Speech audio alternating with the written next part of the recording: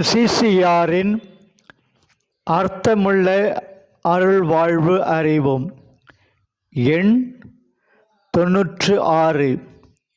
வழங்குபவர் அருள்முனைவர் ஆசூசை ராஜா, Franciscan Capuchin. நாள் 4/4/2024 வியாழன். செயல்பாட்டு அருள்வாழ்வு. இறைவாக்குரைக்கும் ஆற்றலும் பிரான்சிஸின் அறிவுரைகளும். அசிசியார் தூய ஆவியின் ஆறுதலாலும் அருளாலும் நிரப்பப்பட்டார்.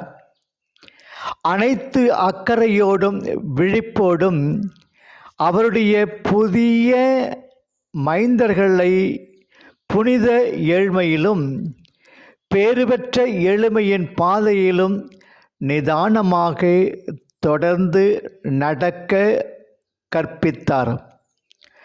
நாள் ஒன்றில் அவருக்கு காட்டப்பட்ட பரிவில் ஆண்டவரின் இரக்கத்தை குறித்து வியப்பில் ஆழ்ந்தார். ஆண்டவர் அவருக்கும் அவருடைய சகோதரர்களுக்கும் வாழ்க்கை பாதையை காட்ட வேண்டுமென்று விரும்பினார். அவர் ஜெபிப்பதற்காக வழக்கமாக செல்லும் இடத்திற்கு ஜெபிக்க சென்றார்.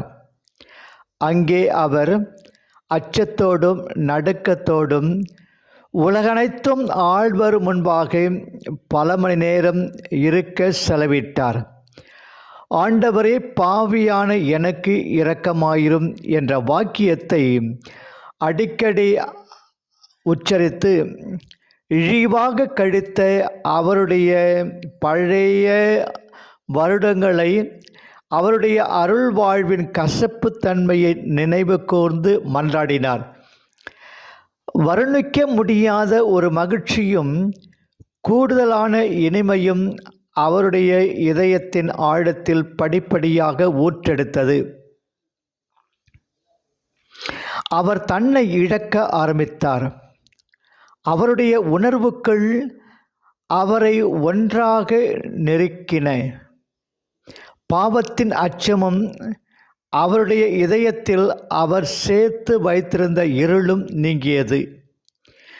அவருடைய அனைத்து பாவங்களுக்கான மன்னிப்பு பற்றிய நம்பிக்கை அவரை நிரப்பியது. அருளால் அவர் மீட்டெடுக்கப்பட்டது பற்றி உறுதி அவருக்கு கொடுக்கப்பட்டது.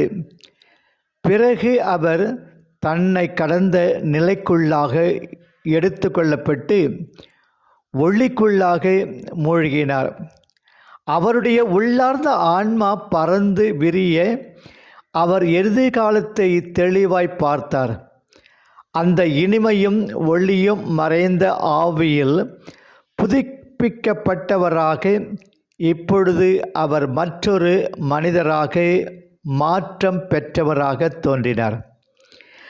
அவர் தம்முடைய சகோதரர்களிடம் திரும்பி வந்தபோது தம் சகோதரர்களிடம், பிரியமான சகோதரர்களே, திடமாயிருங்கள், ஆண்டவரில் மகிழுங்கள். நீங்கள் எண்ணிக்கையில் குறைவாக இருப்பதை குறித்து வருத்தமடைய வேண்டாம். என்னுடைய அல்லது உங்களுடைய எளிமையை கண்டும் ஊக்கம் குறைய வேண்டாம். கடவுள் நம்மை அதிக எண்ணிக்கையில் வளர செய்து இந்த உலக எல்லை முடிவு வரை நம்மை பரவ செய்வார் என்று ஆண்டவர் எனக்கு காட்டியிருக்கிறார். பிறரன்பு இதனை உங்களுக்கு சொல்ல என்னை தூண்டாமல் இருந்திருந்தால் இதை பற்றி மௌனம் காப்பதையே நான் விரும்பியிருப்பேன். ஆனால் உங்களுடைய எதிர்காலத்தை குறித்து நான் கண்டதை உங்களுக்கு நிச்சயமாக சொல்ல வேண்டும். நம்முடைய துறவு ஆடையிலும் புனித வாழ்விலும் புனித துறவு முறை வாழ்வின் ஒழுங்கிலும் வாழ அதிக எண்ணிக்கையில் மக்கள் நம்மிடம் வருவதை நான் பார்த்தேன். கேளுங்கள்.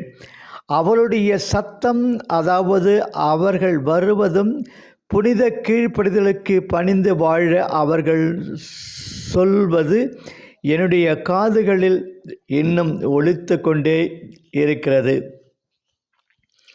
அசிசியாரின் அர்த்தமிகும் அருள் வாழ்வு. என்றும் வாழும் கடவுள் உடனிருந்து உறவு கொள்பவர் என்பது பிரான்சிஸின் நங்கூர நம்பிக்கை.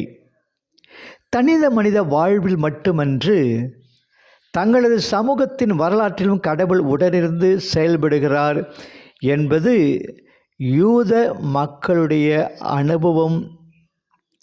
அதே போன்று அசிசியாரும் அவருடைய குழுமத்தின் அனுபவம் கூட.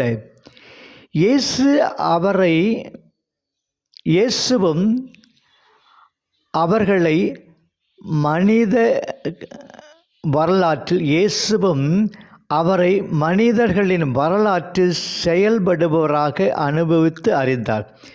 இதனால் தான் எருசலேமில் பலி செலுத்த சென்ற கலிலேய சிலரை பிடித்து கொண்டது, சிலோவாம் கோபுரம் இடிந்து விழுந்ததில் சிலர் மாண்டது எனும் வரலாற்று நிகழ்வுகளை அவர் இஸ்ராயேல் சமூகத்தினருக்கு தந்தை இறைவன் விடுக்கும் எச்சரிக்கைகளாக காண்கிறார்.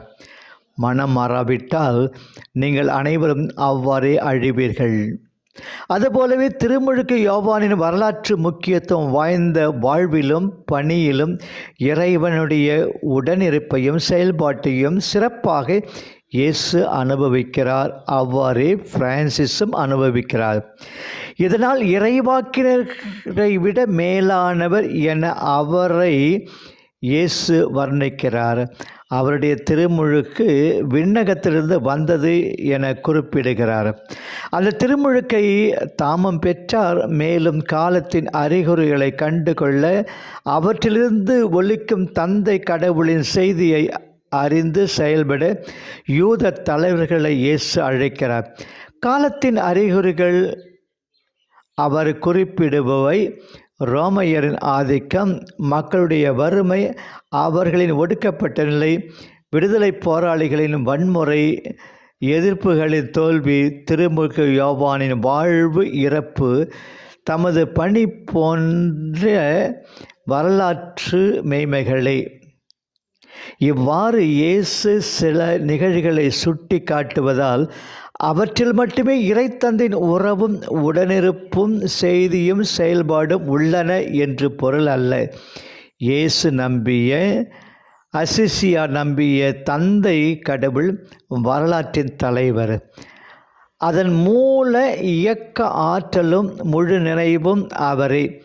ஒரு சில நிகழ்வுகளில் அவருடைய வாழ்வு தரும் வார்த்தையும் செயல்பாடும் தெளிவாக தெரியலாம். ஆனால் வரலாற்று நிகழ்வு ஒவ்வொன்றிலும் அவை உண்டு. எனவே வானகத்திலிருந்து அவ்வப்போது இறங்கி வந்து வரலாற்றில் குறுக்கிட்டு ஓரிரு வல்ல செயல்கள் ஆற்றிவிட்டு மீண்டும் வரலாற்றை அதன் போக்கிலேயே விட்டுவிட்டு வானகத்திற்கு திரும்பி சென்று விடுபவர் அல்ல இயேசு அனுபவித்த கடவுள். அவர் மனித வரலாற்றில் உள்ளுறைபவர். அதன் முதலாகவும் அதனை முழுமைக்கு இட்டு செல்லும் ஆற்றலாகவும் செயல்படுபவர். இதனால் உலக வரலாறு வேறு, இறைமீட்பின் வரலாறு வேறு என நாம் பிரிக்க இயலாது.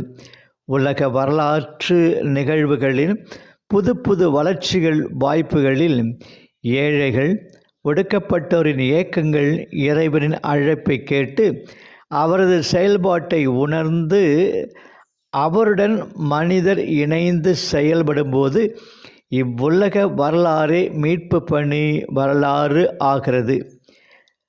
அவருக்கு எதிரான செயல்பாடுகளால் அதுவே மனிதரது வீழ்ச்சியின் அழிவின் வரலாறாகவும் மாறுகிறது. எனவே இயேசு, அசிசியார் இவர்கள் அனுபவித்த வாழ்வின் கடவுள் உடனிருந்து உறவாடும் கடவுளாக நமக்கு படம் பிடித்து காட்டியிருக்கின்றார்கள். பின்பற்றுவோம். நாளை சந்திப்போம்.